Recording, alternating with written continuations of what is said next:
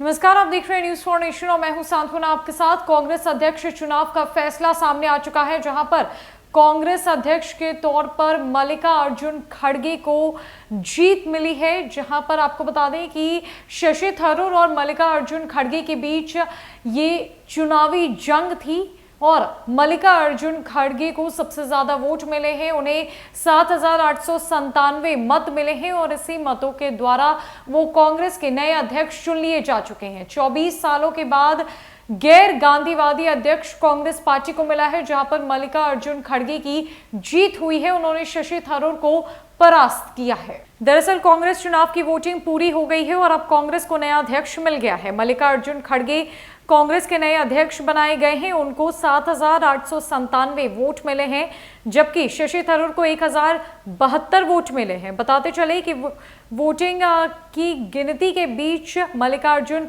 खड़गे के पक्ष में ये बात सामने आई थी कि 8,000 वोट पड़े हैं, तो वहीं शशि थरूर के पक्ष में 1,000 वोट ही पड़े हैं, जिसकी गिनती पूरी हो चुकी है और अब फैसला सबके सामने आ चुका है। कांग्रेस अध्यक्ष चुनाव में पड़े वोटों की गिनती पूरी हो चुकी है, जहां पर आपको बता दें कि 90% वोट मल्लिकार्जुन खड़गे के पक्ष में आया है। इससे पहले जब गिनती चल रही थी तब शशि थरूर के इलेक्शन एजेंट सलमान सोज ने उत्तर प्रदेश के सभी वोट रद्द करने की मांग भी की थी। कांग्रेस चुनाव अथॉरिटी के सूत्रों ने शशि थरूर के आरोपों का खंडन करते हुए कहा था कि आरोप बेबुनियाद है।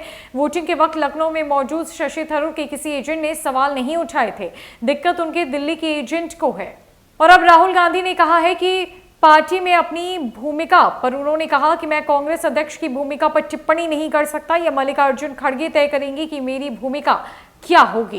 कांग्रेस पार्टी को 24 सालों के बाद गैर गांधीवादी अध्यक्ष मिला है, जहां पर सोनिया गांधी के बाद अब कांग्रेस के नए अध्यक्ष मल्लिकार्जुन खड़गे होंगे। राहुल गांधी ने भी इस पर कहा कि मैं अध्यक्ष की भूमिका पर कोई टिप्पणी नहीं कर सकता, मेरी भूमिका पार्टी के अंदर क्या होगी, मुझे कौन सा पद दिया जाएगा, ये मल्लिकार्जुन खड़गे तय करेंगे।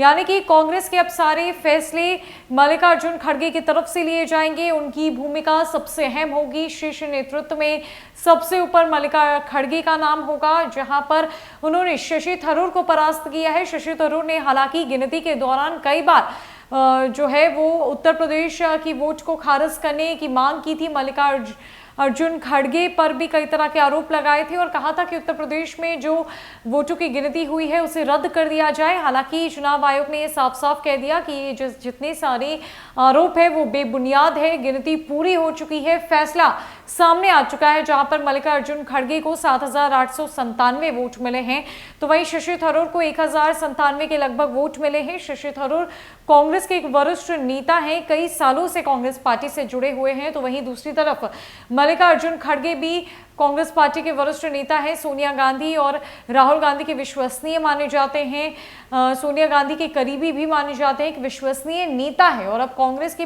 पूरी जो कमान है, जो जिम्मेदारी है, वो मल्लिकार्जुन खड़गे के हाथों में होगी।